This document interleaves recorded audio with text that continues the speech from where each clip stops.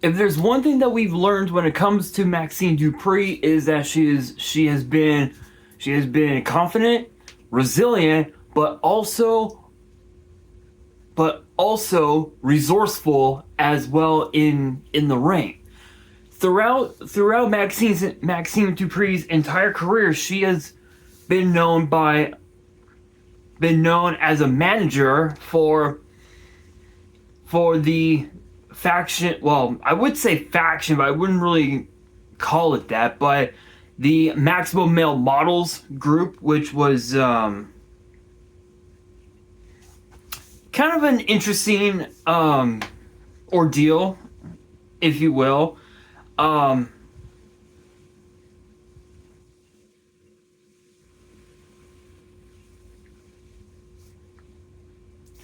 She's been known by being a manager, if you will, for Maximum Male Models. She's been known as a manager for a man by the name of Von Wagner, who was supposed to have been the biggest threat to NXT of all time, but that completely backfired. And at that time, she was known as Sophia Cromwell.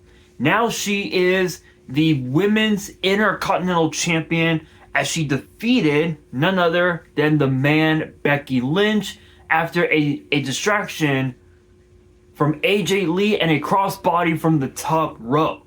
Now, we all know, winning the title was the easy part.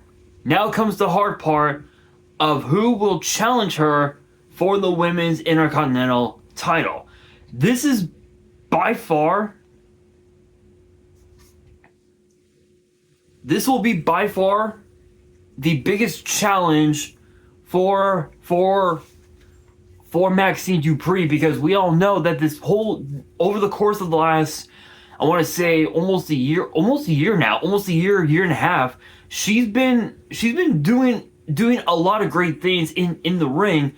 And she's learned a lot from being around Natalya. She's learned a lot from being around Otis, who is a former Money in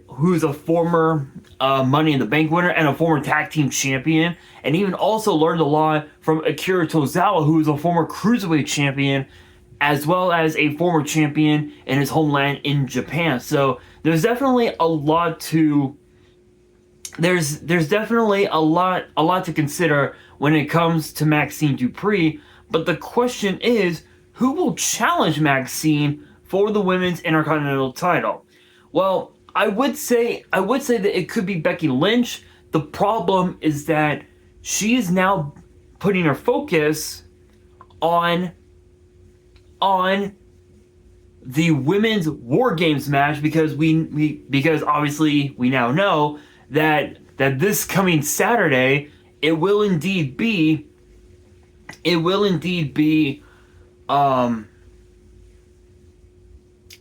be Team Rhea versus Team Asuka, and the teams are as follows. On Asuka's team, you've got Nia Jax, Lash Legend, Becky Lynch, and the women's tag team champions themselves, the Kabuki Warriors. And on Rhea's team, you've got Mami herself, you've got Io Sky, you've got Charlotte Flair, Alexa Bliss, and of course AJ Lee. And the crazy thing is that, and the crazy thing is, and I will go a little in depth with this match when I do my prediction video later this week. So be sure to get ready for that. But out of all the women that's in this match, AJ Lee and Lash Legend are the only two that have never been inside War Games before. So the intimidation factor will play a huge part going into that match on Saturday. But going back to the women's Intercontinental title, this actually favors Lyra Valkyria, because now that Becky Lynch is no longer champion, Lyra Valkyria can now potentially challenge for the women's Intercontinental title at a later time. But I feel like it ties into a question that I'm pretty sure has been asked multiple times throughout WWE's history, if the former champion regains his or her title. So say for example, Becky Lynch gets her return match and regains the title. Let's say that happens tomorrow night on Raw. Does the rule for Lyra Valkyria stay in effect, or does it become null and void? That is something that I don't even know myself. But as far as potential challengers go, not counting any of the women that will be inside War Games, you've got Bayley, you've got Ivy Nile, you've got I would say Liv Morgan, but again she's currently injured. You've got Lyra Valkyria, you've got Natalya, you got Nikki Bella, who we found out admitted that this run that she's having will be her last. So to anyone who is a member of the Bella Army, even though she is a heel, enjoy it while it lasts. Because after this run, game over. Game over for the Fearless One. You've got Roxanne Perez, you've got Stephanie Vaquer, you've got Raquel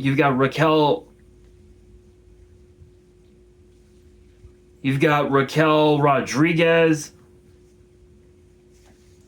And then, of course, you also have the women's world champion, Stephanie Vaquer, who has done exceptionally well as world champion. So props to her. Honestly, this is a bit of a tricky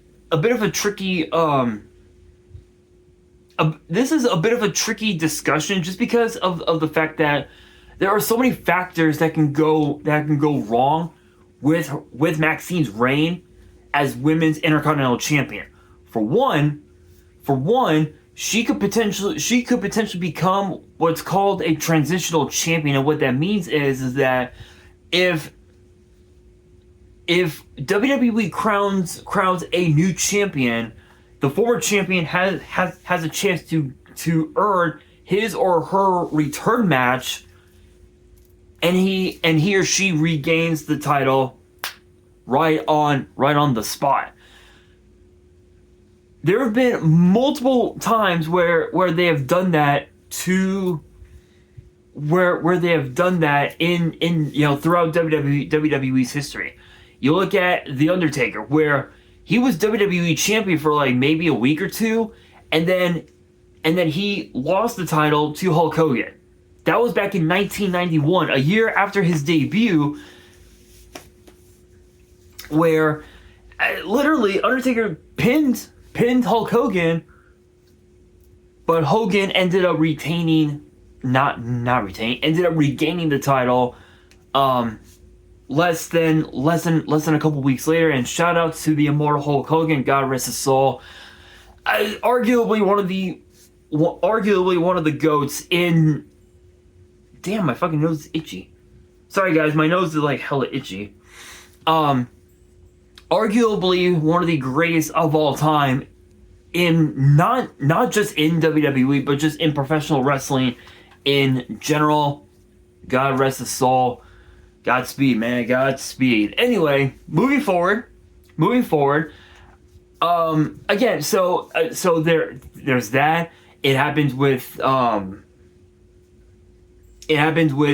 John Cena after Edge. So the lore of that was John Cena became WWE champion at WrestleMania 21. He holds on to the title until New Year's Revolution in 2006, where he retained the title inside the Elimination Chamber, but Edge cashed in Money in the Bank to become WWE champion, and then 1 week later at the Royal Rumble, John Cena regains the WWE title. So it's happened before. Another time, if I remember correctly, was Roman Reigns. He wins a 16-man single elimination tournament, which culminated at Survivor Series. He becomes WWE champion, then drops the title to Sheamus via the Money in the Bank briefcase, and then not even I want to say not even a month later, he regains the title on Raw from Sheamus, thus making that reign his second reign as WWE champion. So it's happened before.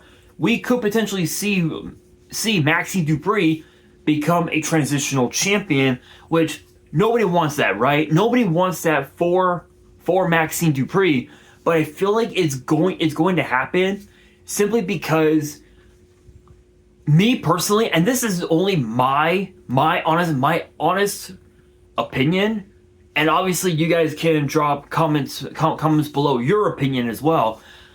I feel like she's not ready. And the reason why I say that is because Maxxine Dupri has been with WWE for a few years now. Again, dating back to her time in NXT as Sophia Cromwell, as a manager, if you will, for Von Wagner, who again as I mentioned, he was supposed to be a big shot in NXT, but it did not work out because of the fact that he was just too disliked. But even when he turned babyface later on, it just didn't work out. And we knew, and WWE knew that it was never going to work. It was never going to work out. So they just released him. So, so again, she went from that to being obviously being the woman she is now, Maxxine Dupri, Maximum Male Models, having Max Dupri, her brother, if you will. Obviously, now we know him as L.A. Knight. Yeah. Anyway, moving on. So I mean, there is that. Another opinion that I have of Maxxine Dupri, again, another reason is because she said that she wasn't ready, and I completely agree. I feel like if she were to have watched more and more of Becky's matches, that could have given her the win when they met the first time around for the title less than a couple months ago. So there is that. But again, you got a lot of talent on Raw that can take up that challenge. You got Bayley. You've got Ivy Nile, who again we haven't seen much of her in a long time. No one knows why. There's been rumors that they could be there. There's been rumors that WWE is looking to repackage Ivy Nile and the Creed brothers, thus disbanding American Made, which was once formed by Chad Gable. So we could potentially see Ivy Nile as a babyface again, which is possible. There's Lyra, there's Natty, there's Nikki Bella, Raquel, Roxanne. You've got a lot of good talent. But if it came down to four,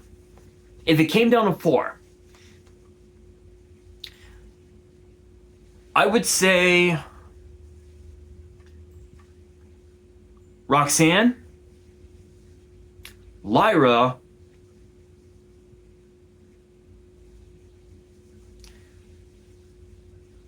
Becky, and if there was one other person,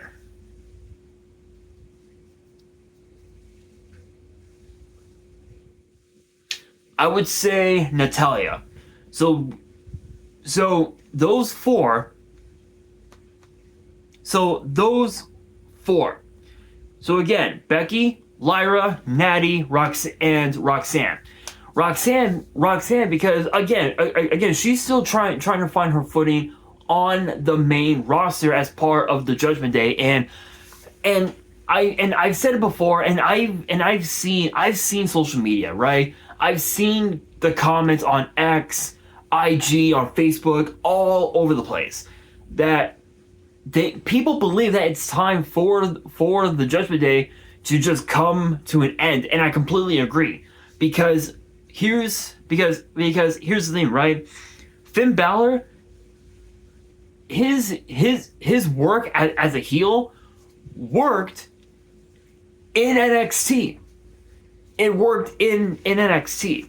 On the main roster, it completely backfired because the fans want Finn Balor as a babyface on the main roster.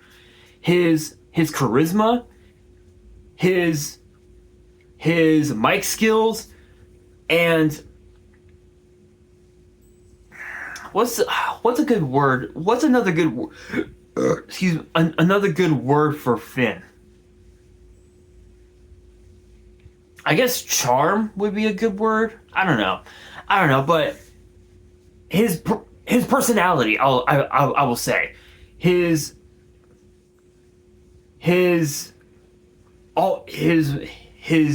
mic work, his personality, everything about Finn Balor can easily get over with the fans as a babyface.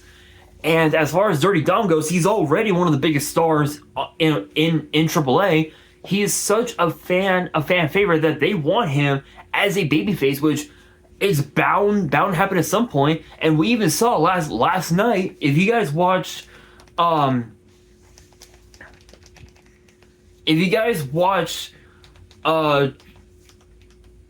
AAA Lucha Libre can't speak. If you guys saw the AAA Lucha Libre event, alliances, I think it's alliances. I don't know.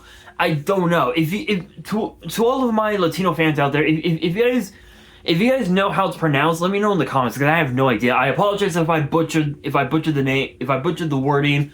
I humbly apologize. But if you guys watched it last night, the main event was El Grande Americano and the AAA Mega Champion Dirty Dom against Dragon Lee, one half of the World Tag Team Champions, and of course the former Mega Champion Elio del Vikingo.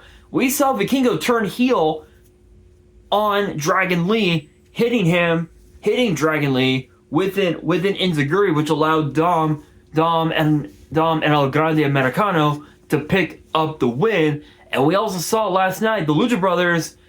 They're finally in WWE. First time ever in WWE, but the first time in AAA in a very long time. They will be taking on Dirty Dom and El Grande Americano next month on the 20th. So I don't know if that will be on WWE's YouTube page or what. I'm not entirely sure, but that's happening.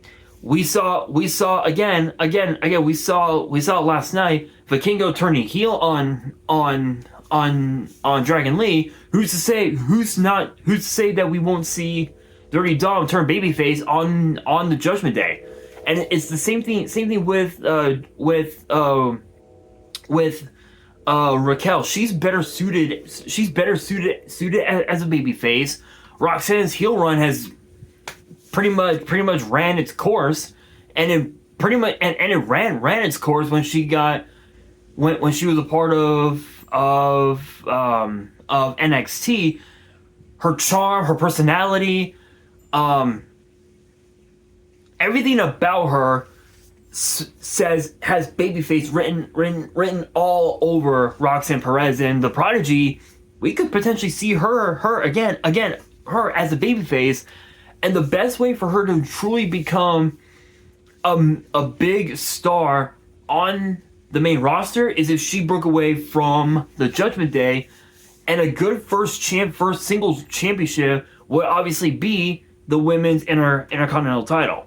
And then obviously Becky Lynch, she's obviously owed a rematch for the title, but it'll probably be a while because again she has to deal with War Games and put that behind her, which will be interesting to say the very least.